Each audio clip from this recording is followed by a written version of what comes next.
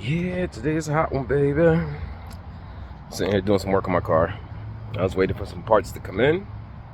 They finally got here. I had a few parts yesterday, and I got the other parts today. So I got to work immediately. I want to get done. I'm changing out.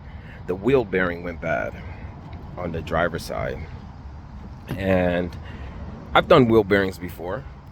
And on a CX-9 Mazda, the wheel bearings are pressed into the knuckle, the steering knuckle. That was a nightmare.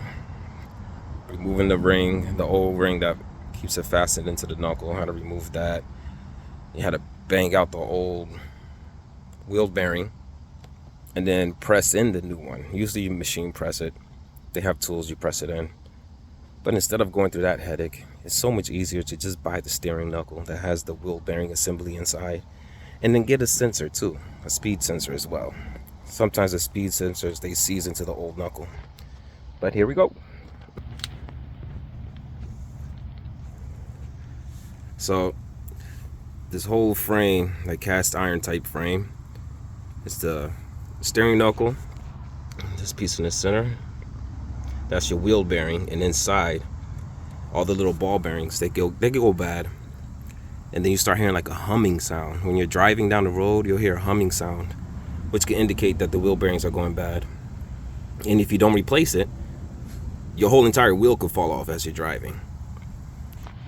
The speed sensor's here, and it attaches in there. Then the wire, you run the wire, attach it to where it belongs underneath the hood. And then I gotta replace my CV axle too. Man, it's hot out here. So the rubber boot broke on the CV axle. And inside, I want to get grease all over my fingers. I've been wearing gloves. But those are all moving metal parts.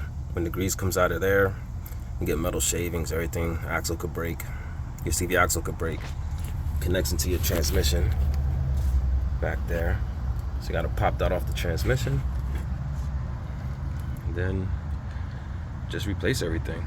Gotta do the ball joints too. The ball joints are a little old, worn out on both sides, but I'm not doing that. I'm saving that for another day.